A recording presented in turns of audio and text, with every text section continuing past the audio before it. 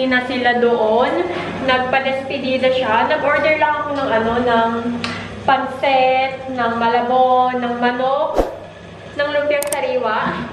And yun, konting salo-salo lang sila doon ng mga kaibigan niya. Marami akong pinatanggal ng mga delata kasi hindi na talaga kasya. Sabi ko kay mama, sige tanggalin mo na lang. Meron namang mga ulam dito. Basta huwag niya lang tatanggalin yung mga biscuit, mga cupcake. Ha? What happened? Careful. And then, what else? Yeah, she's very busy at the moment. No, hi, you're just dirty. Mommy's cleaning here. Mommy's cleaning here, Kizim. Get a cup? No. Please. Hi, Kizim. You go beside Kuya and Ate, or you color, you paint. Yeah, later. It's Kuya's time now. Okay? I'm on the door now. And, ano pa ba? Yung nagpahabol din akong bumili ng live water. Kuya ko bumili ng dalawa. Sabi ko isa lang yung dalhin. Kasi punong-puno na talaga yung bagahe. Nag-order na rin ako sa Jollibee, sa Mr. Donut. Normally guys, Dunkin Donut talaga yung gusto ng mga bata. Tsaka ng gusto ko. Ang kaso lang, yung Dunkin Donut na pwedeng na may Grab at tsaka food is sa Legazpi pa, sobrang layo niya. I think sa Pasay pa siya. So, kaya sabi ko, wag na lang. Mr. Donut na lang yung bilhin ko. Meron naman Mr. Donut na malapit dun sa amin. And what else? I ordered ensaymada and then cake slices sa Red Ribbon. Pinadala ko yun para yun sa biyanan ko, pasalubong. What else? Hopefully, walang maging problema yung kaibigan ko sa immigration and hopefully lahat madala, walang maiwan, walang masira, and hopefully I'm praying na makarating ng ligtas so yeah. And then while I'm here, actually guys, kanina nandun ako sa kitchen, sabi ko, oh my god, bakit ako nagpapanik? Ako din nagpapanik ako, sabi ko, ako lang na nandito lang ako sa Turkey, nagpapanik ako, what more pa kaya sila doon? Sabi ng nanay ko, ano daw sila, tanggal balik ng mga bagahe kasi may mga dumadating, may in-order ako, so alam yun. Kaya talagang, sobrang, I don't know kung ano mangyayari ko kasi hindi malalaman guys. And also, normally, kami, na pag naghahatid kami ng mga pasahero sa airport, nagre-rent kami ng car. But this time, hindi na kami nag-rent ng car. Sabi ko sa kuya ko, and idea na rin pala yun ng kuya ko na mag-grab na lang kasi guys, nung umuwi kami 2 years ago, alam nyo ba, nag-rent kami ng sasakyan, and then yung sasakyan, umalis ka agad. Although, ano naman yun, understandable naman yun. Kasi nga, pandemic ng mga panahon na yun, kaya talagang hindi pwedeng magantay yung mga maghahatid. But last year kasi, yung nirent namin sa sasakyan, umalis din kagad, kaya hindi nagkaroon ng mas maraming time yung nanay ko at saka yung mga anak ko. And kaya sabi ko, ngayon wag na kayong mag-rent, ang gawin nyo na lang, mag-grab na lang kayo para kahit yung kuya ko, pati yung girlfriend niya, mag-antay ng matagal sa airport, okay lang, walang problema. Diba? Kasi pag nag-rent ka, kailangan aalis ka kagad, edi pati yung kuya ko, uuwi kagad, edi, alam mo yun? Kaya, good luck talaga. And what else pa ba ang chichika ko? Yeah. So, ako naman dito, I'm very busy maghanda. Naglilinis-linis ako. Kagabi, natapos ko na yung sala at saka ng kusina. Nalinis ko na siya, naayos ko na din siya, naligpit ko na din siya. Ngayon naman, ang plano ko is lilinisin ko itong aming toilet and also yung sa taas. Kung kakayanin ko, second floor ngayong araw na to, I will do it. Samahan niyo ako guys.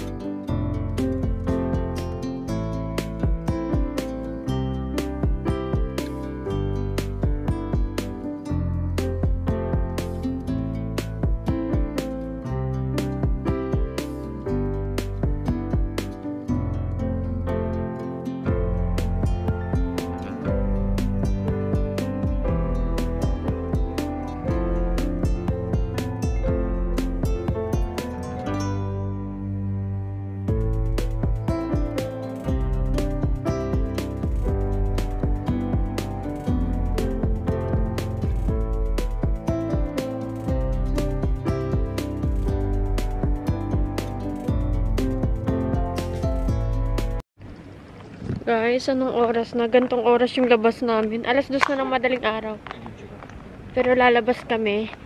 Dahil inaya ko si Gunner lumabas. What? Ang dami daw lalaki dito sa gusto kong pag-inuman. Balik kami sa sasakyan. Dahil ang daming lalaki dun sa gusto kong puntahan. Ayaw ni Gunner. Tapos gabi pa. Although hindi naman siya alcohol, hindi naman siya bar or something, yung may mga alcohol, wala namang ganun. Ano siya, coffee shop. Pero alam niyo naman tong si My Love, medyo old school. Ayun ang mga ganyan-ganyan. But anyway, ayun nga, inaya ko si Gunner lumabas kasi para akong nagpa-palpitate kanina. Inaatake ako ng anxiety kung ano-anong iniisip ko or na-overwhelm siguro ako sa nanay ko kasi nga pa alis na nga yung nanay ko, diba? This one, my love, Love G.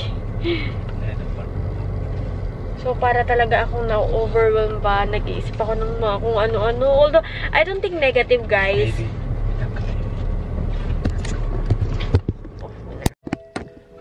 Siyempre, we're gonna go down. Tapos, ayun na nga. Hindi ako nag-iisip ng negative. It's just that, iniisip ko yung mga dadalhin ng nanay ko ba. Alam mo yun? Kaya parang kung ano-anong pumapasok sa isip ko. At the same time, I'm so excited, guys. Kasi makikita na ng mama ko yung mga apo niya. At makakarating na siya dito sa Turkey. So, malalaman niya na yung buhay ko dito. Diba? Kaya talaga, I'm very happy. And, yeah. Andito na kami. Kakain yata kami ng kanin. Ito pala kami sa Charcy. Sa may Sahil. Ito yung Pilavji Ablan tawag nila dito. Mostly mga business dito nakalagay lang sa sasakyan. Ito yung Sahil. Ayan. Ang tahimik. Pero pag morning, naku, ang daming tao dyan. I mean, yung palubog ng araw ba. Dito. Mostly yung mga nila, business nila nasa sasakyan. Pag magtitinda ka ng ice cream, nilalagay nila sa sasakyan. Or magtitinda ka ng mga sweets, nilalagay nila sa sasakyan. Even the coffee and also the tea. And yeah. Dito nag-birthday si Gunner dati. Yung sinurprise ko si Gunner doon sa part na yun. So malapit lang siya dito sa amin. So eto ang ating pagkain. Ano to? Rice to. Tapos on the top is chicken na mayroon siyang black pepper. We have here ano nito? Ay, nakalimutan ko. What is the English of this? I forgot the English. I forgot, guys. Pero yung cucumber siya na maasim, tapos kamatis. Ang sarap nito. Kain tayo.